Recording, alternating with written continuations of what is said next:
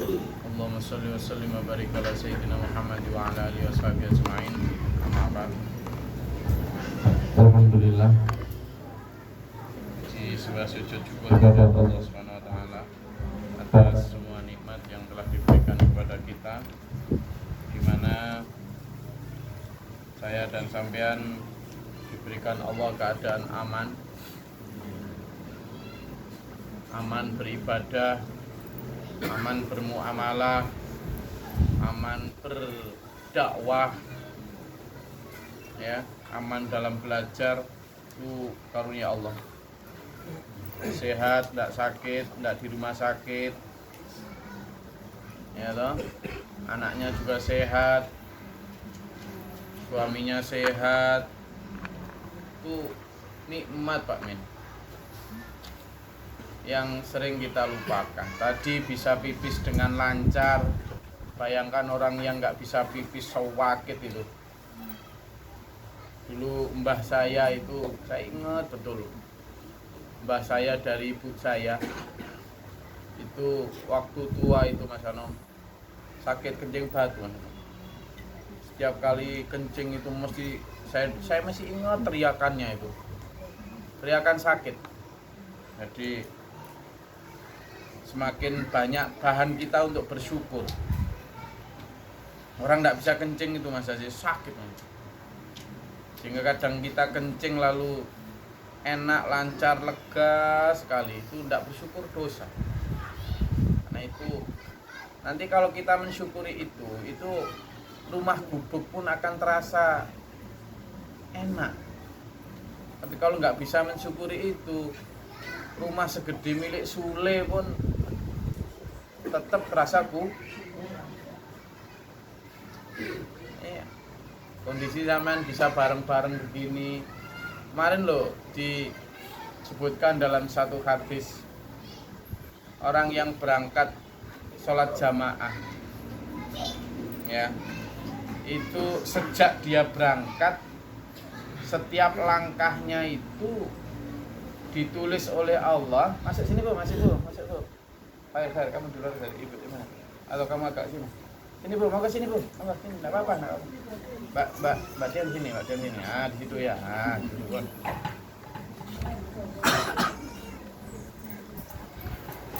Ini saya perawan njogo. Nah. Sing wis mendekati lansia lah. Kok sing perjaga itu di depan. Jadi itu menjadi amunisi kita. Makanya tadi saya sebut hadis Nabi menyatakan setiap orang yang berangkat berjamaah itu setiap langkahnya itu dibalas dengan 1 pahala dari Allah, 2 dihapuskan dosa. Termasuk sampean ngaji seperti ini. Loh, sampean ngaji berangkat dari rumah tadi, putaran roda sampean tiap kali putaran sudah diangkat pahala. Lala enak ta? Sampean sehat, punya motor, punya bensin untuk menggerakkan motor. Di sini ada musola yang bisa dipakai ngaji, ya toh? Ada Gus Glory yang mau dampingi sampean ngaji tanpa harus bayar Rp1 pun. Itu nikmat itu. Kalau nanti sudah begitu Mas Anom, nikmat itu. Zaman jadi orang yang hatinya luas, jembar, tidak gampang ngeluh.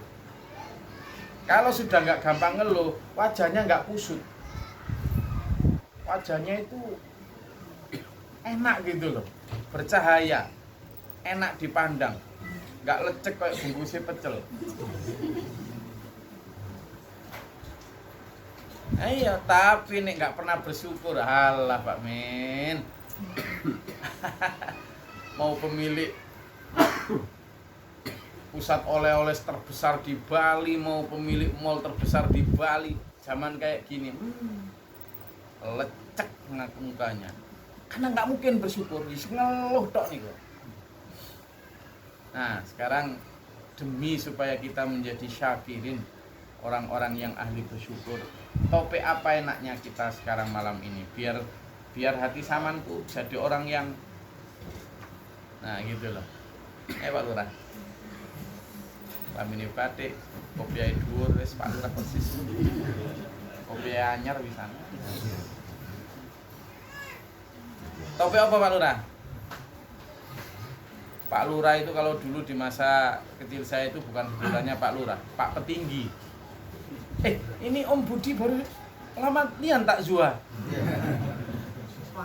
Wush, ada apa kok Ongsal Wangsul kayak dubes ya? Dubes Kediri. Ongsal Wangsul. Ada apa bro? Jeneng terasa kurang berkah tanpa sampean.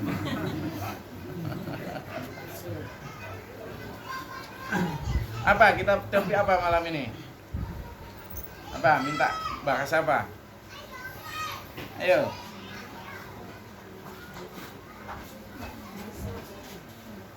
Apa Bu Brin?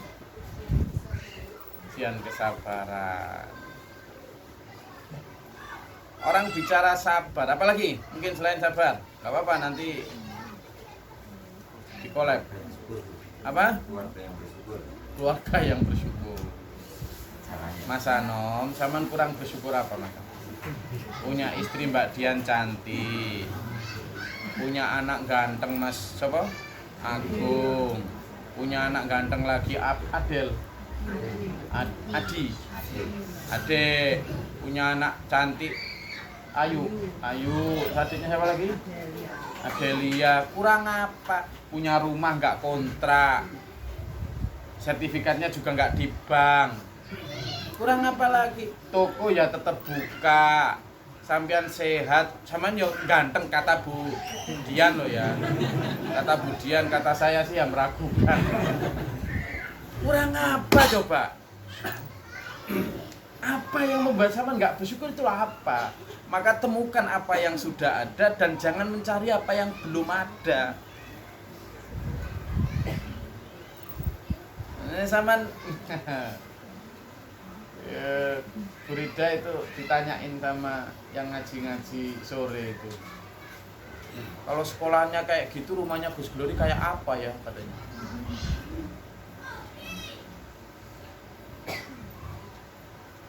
Mas Alik, gitu loh. Orang kalau lihat Pak Yid bajuan batik itu kan mesti kaya. Padahal kaya apa ya?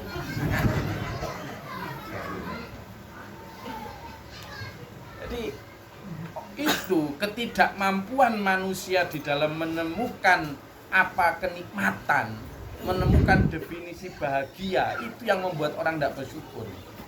Tapi ketika dia sudah menemukan apa itu nikmat, apa itu bahagia, dengan mendefinisikan diri sendiri, tidak berdasarkan definisi iklan, tidak berdasarkan definisinya tetangga, tidak berdasarkan definisinya teman dan komen orang di medsos, kita itu bisa menentukan standar bahagia untuk diri kita. Gimana caranya? Ya ikuti standar bahagianya Rasul Nabi Muhammad Sallallahu Alaihi Wasallam.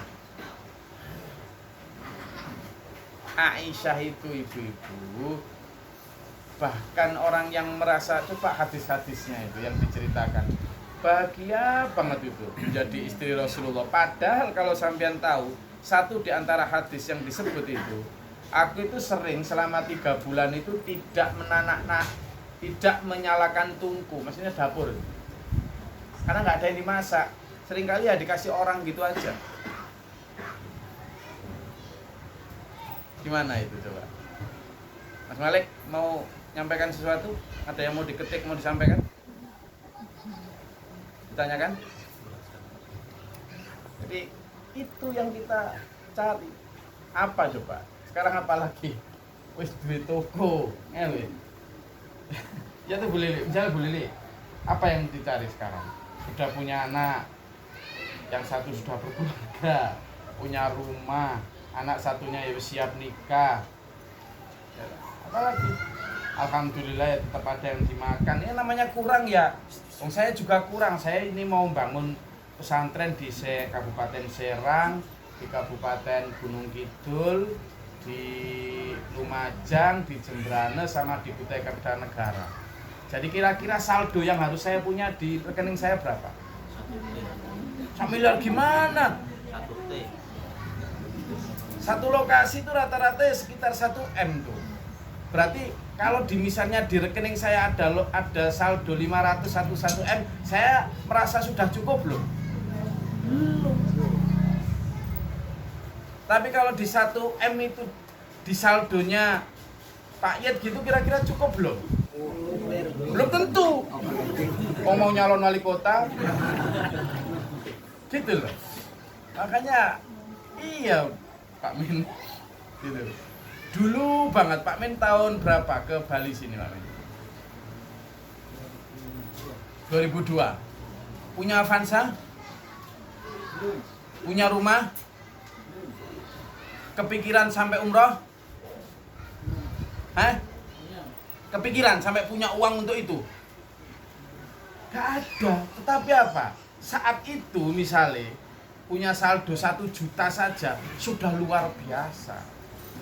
Nah, seiring berkembangnya kemampuan ekonomi tambah tinggi, misalnya sehari rata-rata dapat 200.000, tiba-tiba pandemi rata-rata cuma dapat 100.000 misalnya. Ini kan akhirnya, wah kok mesak ini. Padahal dulu sebelum ke Bali, sebelum pandemi dan sebelum jauh ke Bali, paling dapat punya 50-25, iya toh? Nah, kembalinya adalah kepada aku dulu loh cuma punya uang 50.000, gitu loh. Itu nanti yang akan bisa bikin kita bersyukur. Apalagi kalau kita melihat basic need. Kenapa Rasulullah selalu bisa bersyukur, Mas Denny? Karena Rasulullah merasa bahwa basic need saya dalam piramida kebutuhan itu basic need saya adalah saya bisa makan, saya bisa ngiyup itu bahasa Indonesianya apa? Saya bisa berteduh, dan ketiga saya bisa berpakaian. Itu kan basic need ya, 3 ya. Bisa makan, bisa berteduh, bisa berpakaian. Tapi kalau sudah di luar basic need, pakaiannya adalah pakaian merek apa. Nah ini sudah di luar kebutuhan dasar. Karena kalau sudah bicara pakaiannya merek apa, onok marine agak? Ada selesainya enggak? Enggak ada. Tapi kalau basic need ini standarnya adalah ukuran apa? Tutup aurat berdasarkan Rasulullah, selesai. Bajunya Mas Minjan harga berapa?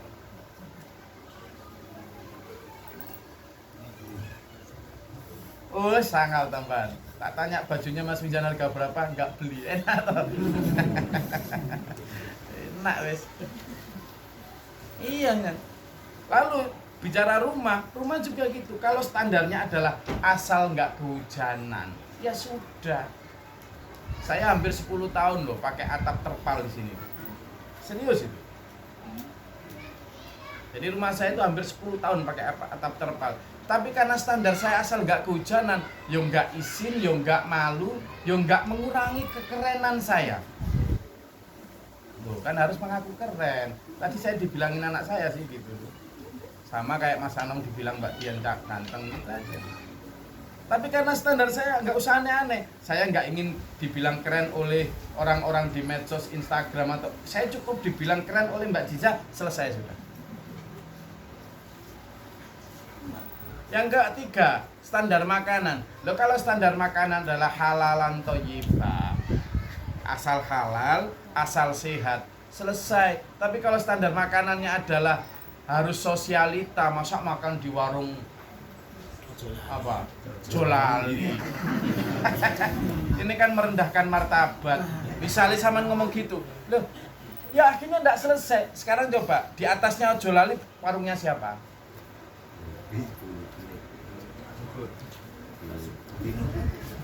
Bulusino. Butino. Oke. Di atasnya Butino siapa? Oke, di lingkungan segini sekitar yang paling mahal misalnya Mang Engking. Warung Surya nih sore misalnya Mang Engking ya toh? Mang Engking. Tahu mangking ha? Jenenge gak ero pemain tahu. Ini kok. Ini loh di jalan Sakula. Apa? Itu kan Mas Nafi ku sing sering itu. Itu kan ada yang satu piring 250.000, 500.000. Apakah ini selesai? Enggak, sama belum tak ajak ke tempat yang paling mahal yang biasanya saya nongkrong. Ada yang di satu piring 1 juta, ada Pak Min.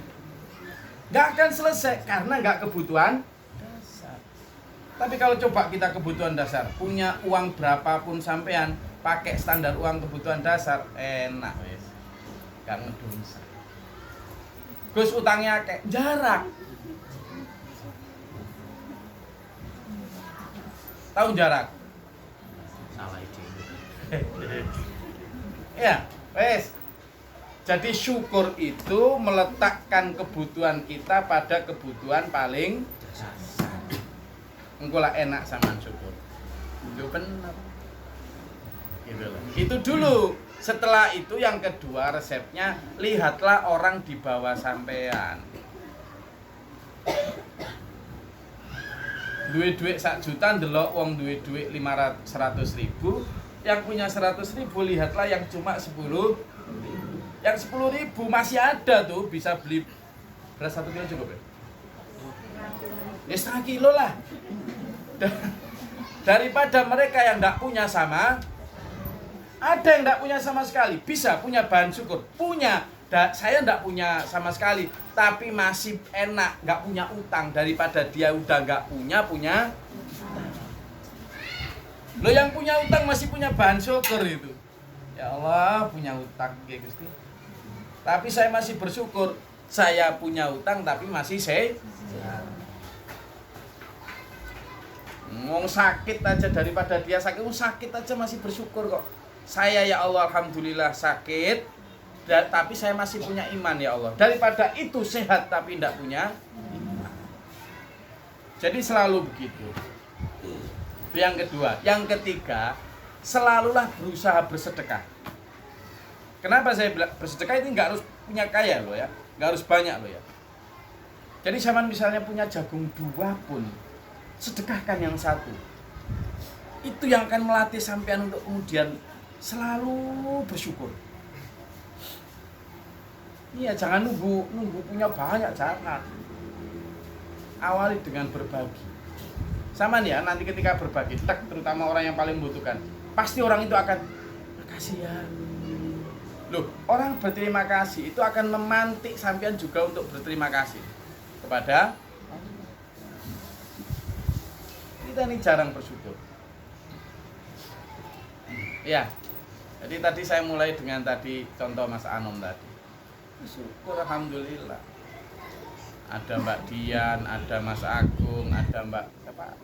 Ada Lia, ada Ayu, ada siapa? Adi, Mbak Dian juga gitu bersyukur.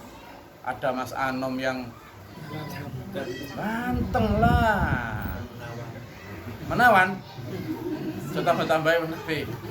Gitu. Tapi yang paling utama Mas Anom selalu ngajak Mbak Dian untuk ngaji, ngajak untuk kepada kebaikan. Meskipun sering belum nyontohi juga, tapi ya minimal kan ngajak tahajud. Kono tahajud kono. Lah sampean awak foto.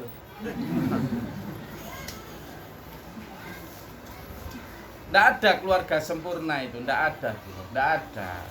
Jadi sampean mengharapkan istri yang taat banget, nggak pernah bantah belas, nurut, neriman, dikasih belanja 100.000, 10.000, nggak dikasih belanja, muyo, nggak ada dulu. Yang namanya istri itu ya naik turun biasa kayak gitu. Wong istrinya Rasulullah aja pernah mutung pulang kok. Juga persoalan belanja kok. Jadi sampean kalau ingin seperti istrinya Rasulullah, mutung kok. Enggak gitu hadisnya, enggak kok ngawur aja. Enggak gitu. Iya, jadi makanya ada satu hadis, perempuan itu seperti kayu yang bengkok. Dia sudah bengkok dari sononya. Kalau mau diluruskan, patah dia.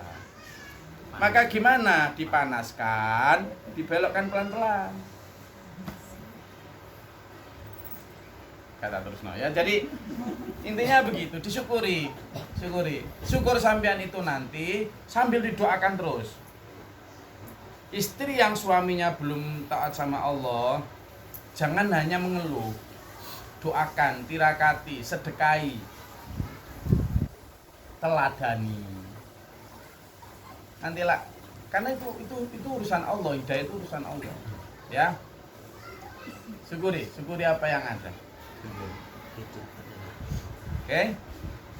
Enak nanti. Kalau sama nanti satu frame dengan saya dalam konteks syukur ini, nantilah enak coba hidup ini melihat. Jangan merasa bahwa saya nggak punya masalah loh ya.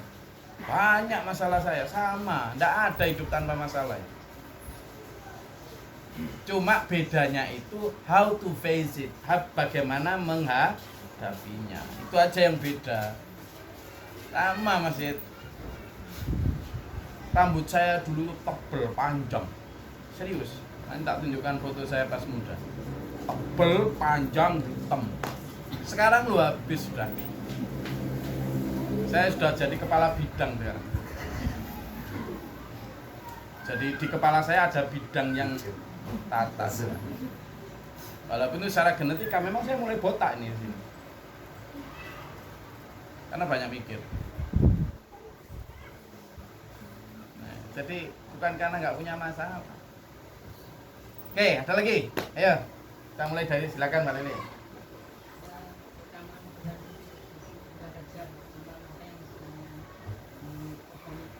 Keutamaan bulan Rajab. Sebenarnya keutamaan bulan Rajab itu banyak ya. Tetapi memang tidak ada satu anjuran lain kecuali pertama memperbanyak ibadah dan beberapa puasa sunnah ya. Namun puasa sunnah yang di satu Rajab itu ada yang ada yang mengatakan hadisnya lemah. Tapi saya rasa niati saja bahwa di dalam bulan Rajab itu meningkatkan kualitas maupun kuantitas ibadah kita. Memang karena banyak keutamaan di sana ya. Jadi terutama puasa dan tahajud diperbanyak saja. Saya rasa kalau nanti kita mengkhususkan malam-malam tertentu, nanti malah meremehkan malam-malam yang lain.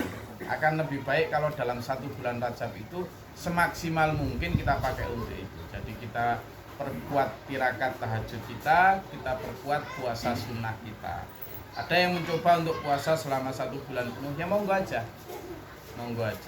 Ada yang puasa 3 hari atau 1 minggu dalam bulan Rajab, monggo saja. Yang tambahi lagi adalah banyak bersedekah di bulan. Ya. Bersedekah itu jangan bayangkan sekian 20 juta, enggak ya. Saman punya makanan. Ya, makanan. Dan itu saman sukai. Harusnya sampean makan lalu saman berikan orang lain, itu sedekah luar biasa loh. Apalagi di masa kayak gini, aduh, banyak orang nggak bisa makan nih.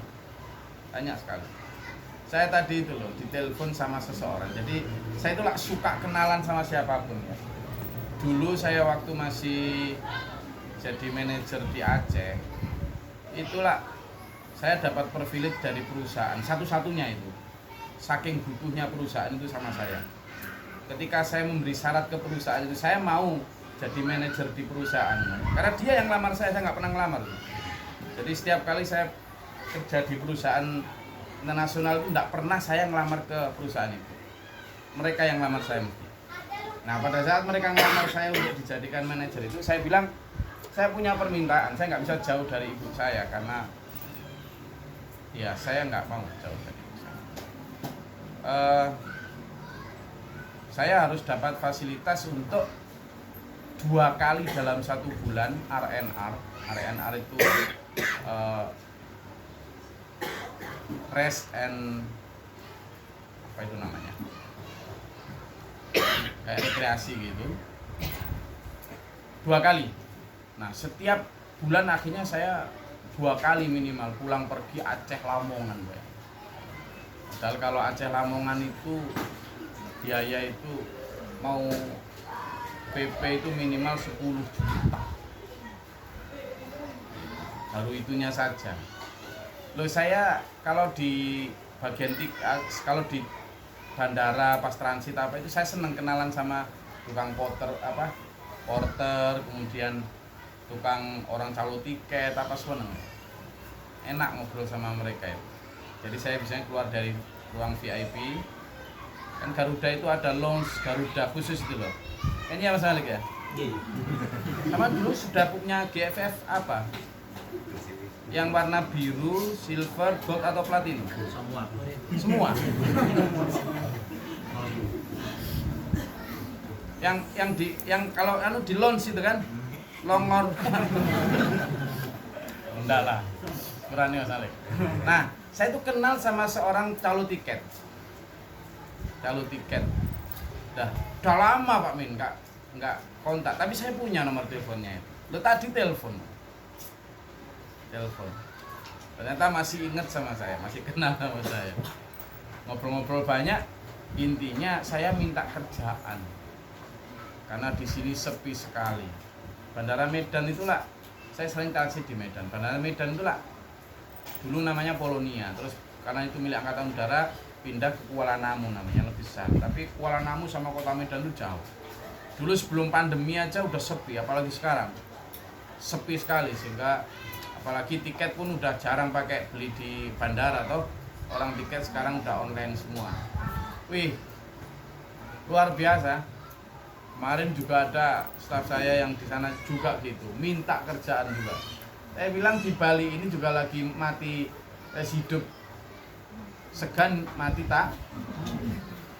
Di Bali ini ekonominya mengandalkan pariwisata. Mau sektor apapun ujungnya ke pariwisata. Nah, kalau pariwisatanya mati ya sektor yang lain juga.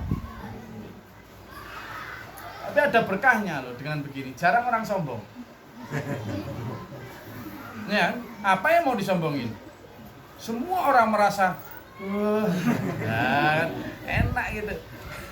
Akhirnya yang kedua, berkah yang kedua, semua orang mendekat pada Allah, terutama yang Muslim, dekat gitu sama Tuhan. Ya Tuhan, gitu. Yang Muslim, ya Allah, gitu. Yang Hindu, Sang Yang Widiwasu, gitu. Semua dekat, jadi dekat sama Tuhan. Kayak kalau ada kapal di lautan, lagi ada badai, semua berdoa, ya Tuhan, kalau Engkau selamatkan aku dari badai ini, nanti aku akan taat kepadamu Tuhan. Begitu nyampe dan selamat di daratan, belum sampai rumah, baru di pelabuhan, lupa sudah janjinya tadi. Nah kalau melihat itu, sama ini sekarang di dalam tengah badai, kita masih ada berkah. Mau mengeluh siapa? Oh, semuanya sama sekarang. Berarti coba jangan balik. Kita di Bali. Tadi itu orang di Medan. Sama mengeluh. Berarti kan sama ini. Mau ngeluh siapa ya, Mas? Ayo, mau mana? Ini jenenge mangan gak mangal sing penting. Sudah wis. Jadi mau mengeluh atau bersabar sama saja. Terus gimana Bu Brin? Ya wis sabar wae. Wis dirasa-rasakno dhewe kono wis. Loh, saya dengar salah satu pemilik pusat oleh-oleh terbesar di Bali itu sampai jual Ferrarinya, jual mobil-mobil mewahnya. Ferrari harga 11 miliar dijual cuma 5 miliar gitu-gitu. Mini Cooper yang dulu belinya 1,5 cuma dijual 600. Udah, keleng-keleng. Lah mereka yang punya apa-apa bisa dijual. Lah kalau cuma punya fiction dijual. Gimana? Apalagi cuma punya KZ gitu. Atau Xeon gitu. Dijual Xeonnya yang enggak ada yang nawar, apalagi ronjotnya. Sing didol apa Mas Malik? Hah? Pak Leman. Terus kalau udah nggak punya apa-apa yang dijual apa Pak Leman? Harga diri. Eh? Harga diri. Itu pun nggak laku. Ya toh, ya sudah. Buktinya sampai detik ini sampean masih bisa makan, ya toh? Sampai detik ini sampean nggak sakit. Pusing saya mikirin batu istri saya nggak selesai. Nggak tega gitu loh. Kalau udah kayak gitu gimana? Kan paling berharapnya ya Allah ampunilah dosanya dengan batuknya. Ya Allah angkatlah derajatnya dengan batuknya. Saya itu mau mendoakan sembuhkanlah dia itu malu sama Allah. Baru dikasih sakit 3 hari 4 hari padahal selama 40 tahun sehat. Bandingannya gitu, selama 40 tahun sehat kita dikasih sakit batuk 4 hari. Ngeluh Pak Min, saya yang ngeluh, istri yang ngeluh. Ini kan nggak adil sama Allah. Itu loh Mas Malik. Paham ya? Apa lagi? Duh, ngaji kita ya gini-gini aja. Mau ngaji apa sampean? Tak ajak baca kitab kuning ya ora mudeng. Ya, ayo ngaji apa lagi? Tak ajak Baksul Masaid tentang kaidah usul apa maneh? Apa maneh perbandingan mazhab? Alah sama lu. Iya, Pak Luis. Ada yang tanyakan silakan. Pak Abil. Monggo, silakan. Ada lagi? Monggo Bu.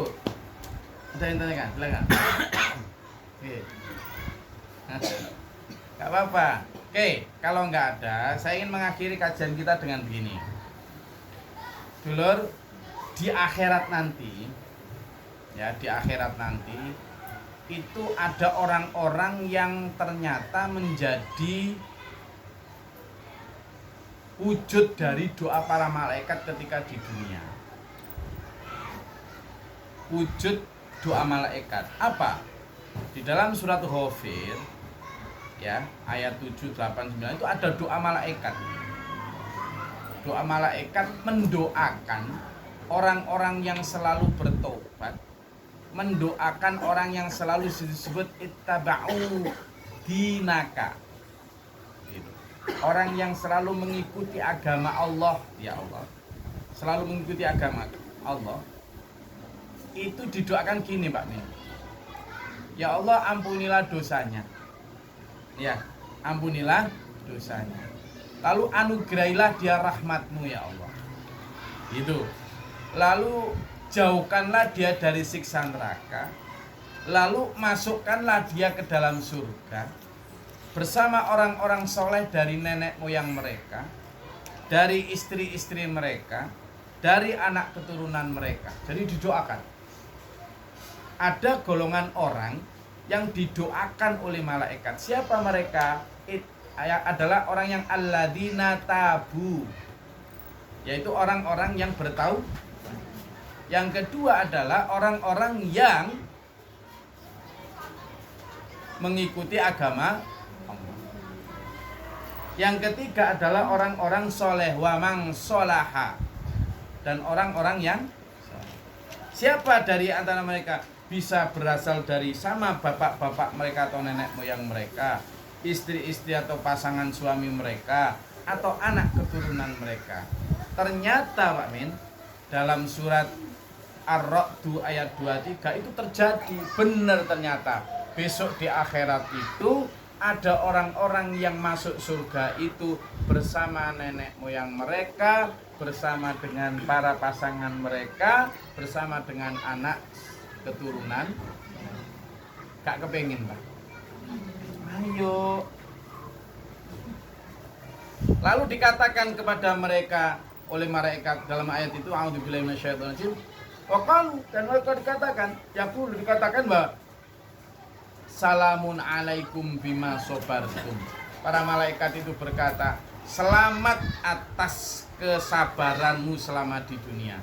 Kembali kepada pertanyaannya Bu Brin tadi, sabar itu menjadi kunci di mana kita akhirnya alhamdulillah, bismillah, mudah-mudahan masuk surga bersama itu. bersama anak istri kita, bersama nggak kepengin lah. Kalau cuma ke surga mall dunia banyak orang bisa, Bu. Iya toh? Mall yang paling mewah di Denpasar apa sih?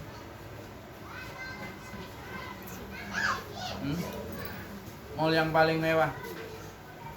Nah, nanti coba mall di Surabaya.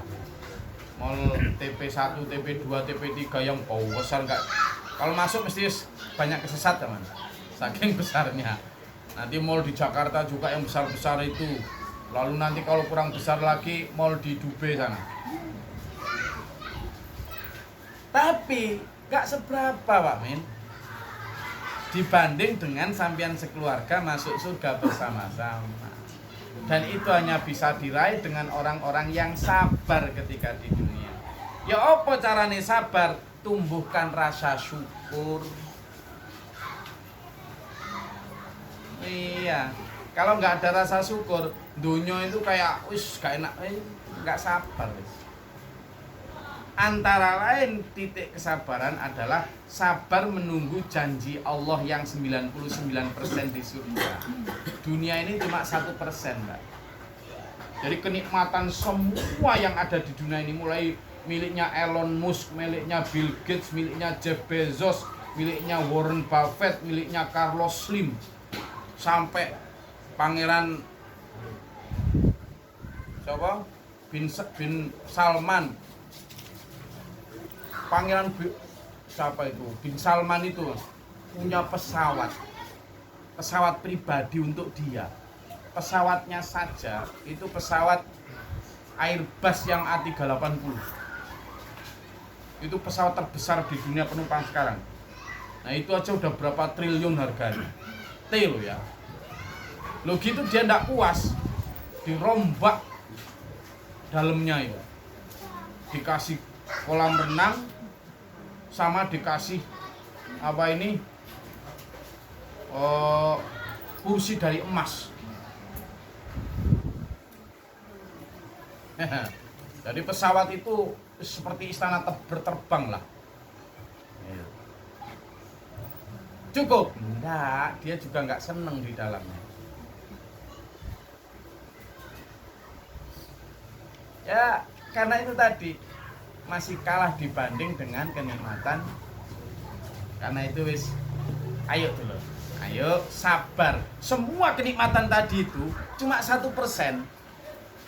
Sementara kenikmatan di akhirat yang dijanjikan untuk orang yang alladzina tabu wattaba'u di apa? Agama Allah tadi itu 99%. Yang paling nikmat itu apa, Pak Min? Ketika orang-orang liqa'a rabbihi. Ketika orang-orang itu bertemu dengan Tuhan, ketika orang-orang itu bertemu dengan wajhullah, ridha Allah. Itu diartikan wajah Allah, tapi wajah jangan diartikan. Semuanya itu paling nikmat. Wes. Paripurna sudah kalau di dunia ini, dulur. Yang Pangeran Salman tadi pun masih kira-kira butuh toilet enggak? Dan toiletnya dilapisi emas. Tapi tetap saja isinya apa? Kotoran. Lah kalau di akhirat enggak pakai kotoran. Sampean kalaupun enggak kotoran kan tetap ada yang enggak berbentuk itu. Nah, secantik-cantiknya sampean, kalau ngiler cantik enggak? Tetap cantik. Enggak cantik plus masalah. Apalagi ngiler nang ngene. Coba tau bojo-bojo ku sampean prank pas bojo sampean turu nang ngene. Ya belas gak ono ayune ndak ada blas. Jadi bojo sampean ya, kalau pada saat diajak pergi terus dandannya lama gitu, tunjukkan foto pas dia tidur sambil ngorok. Aslimu iku iki lho. Iya tuh. Nah bojo sampean ya juga gitu. Kalau pas mulai itu sombong, gak gelem dilok, gak gelem tekuk blas yang laki itu, tunjukkan foto pas dia sakit gigi itu. Alah. Ya. Wes. Ayo ngerebut yang 99, Pak. Nanti kemudian diucapin, selamat. Sabar kamu nunggu yang sekarang ini. Gak ikut merebut yang 1% itu. Nah itu baru keren Mas Andi. Baru keren. Siapa sepupunya? Kamu siapa namanya? Dimas. Nah, gitu Dimas. Ngerebut yang sana Dimas. Sekarang ini ya kita bekerja semaksimal mungkin untuk kebutuhan anak istri suami dengan standar kebutuhan sing penting kita bisa berpakaian, tutup aurat, sing penting kita bisa makan halalan thayyibah, sing penting kita bisa teduh, entah itu kontrak atau sama saja. Anak cukup untuk bayar SPP, sudah wes. Tenang urip wis. Aja njaluk sing aneh-aneh, gak mari-mari. Gus sekarang ini lo untuk kebutuhan dasar aja lo gak cukup lah, itu baru kita kerja. Ayo ya apa caranya saling membantu gitu loh. Siapa yang sekarang butuh modal ngomong sama Gigi, ngomong aja. Lah enak tapi minimal lah sudah ngomong tak, sudah curhat. Mas Alik butuh modal berapa? Gak usah banyak-banyak.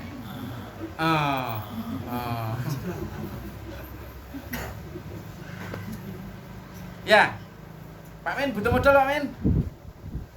Nah, alhamdulillah berarti cukup. Bu Brin? Pokoknya kelebih bisa gigi Bu. Nah, jadi pada saat kebutuhan dasar itu belum terpenuhi, nah itu saatnya kita saling membantu. Ya, bagi yang masih lumayan berkecukupan, tanyain dulurnya yang pada saat seperti ini. Lur, Saman kok kelihatan lecek wajah Saman kayak bungkusnya pecel tadi itu, ya kan? Tanyain, apa sih masalahmu? Kurang modal tak? Ini loh saya punya uang, sedikit pinjem enggak apa-apa wis. Gitu. Jadi saling terbuka itu yang namanya kal jasadil wahid. Islam itu seperti satu tubuh. Ada saudaranya yang lagi kecem gitu, Saman punya saldo lumayan, bantu. Jangan digowegem sendiri. Wah, apa bedanya sama orang-orang non-muslim, non-beriman? Kalau Saman merasa muslim hebat, hebatnya harus ada di situ. Ya, Pak Subur duit tabungan berapa? Tanyain tuh Pak Imam, Pak Leman mungkin butuh pinjaman modal. Ya toh? Pak Malik punya di depositonya berapa? Bank apa? Of America. Coba dilihat depositonya.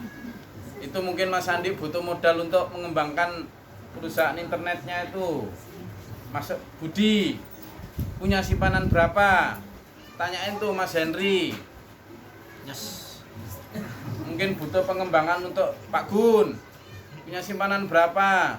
Tanyain tuh Mas Yuliadi, mungkin pengen resign usaha modal gitu. Gitu loh. Ya. Nah, sehingga akhirnya berjamaah itu ada manfaatnya.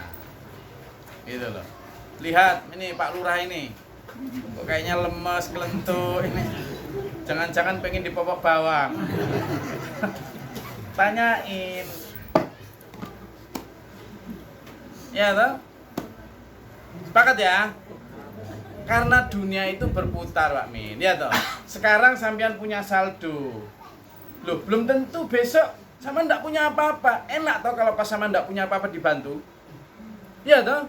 Maka mikirnya ketika Saman punya kelebihan, mikirnya pada saat Saman ndak punya. Mumpung saya punya, saya tak bantu orang, gitu loh. Wah, terus nanti gimana? Ya, nanti gimana, takut gimana. Itulah yang disebut a'udzubillahi minasyaitonirrajim. Asyaitonu ya'idukumul faqra wa ya'murukum bil fahsya.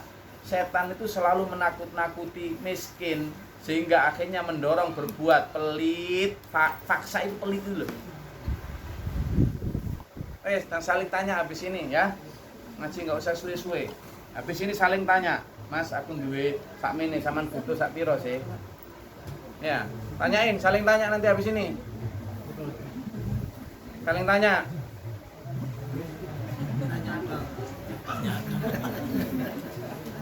Le. Kalau kita berjamaah lalu nggak saling manfaat untuk sesama, untuk apa sih? Ya toh? Untuk apa?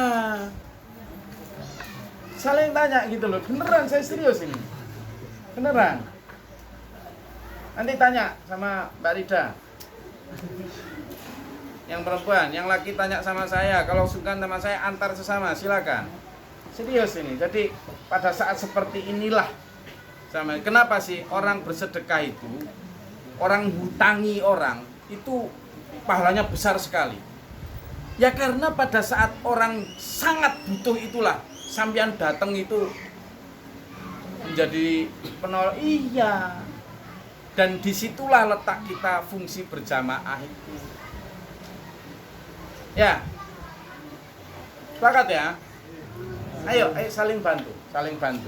Terutama di masa seperti ini. Mudah-mudahan Allah kemudian juga membantu kita semua ya. Dunia akhirat kita. Amin. Allahumma shalli wa sallim barik ala Muhammad.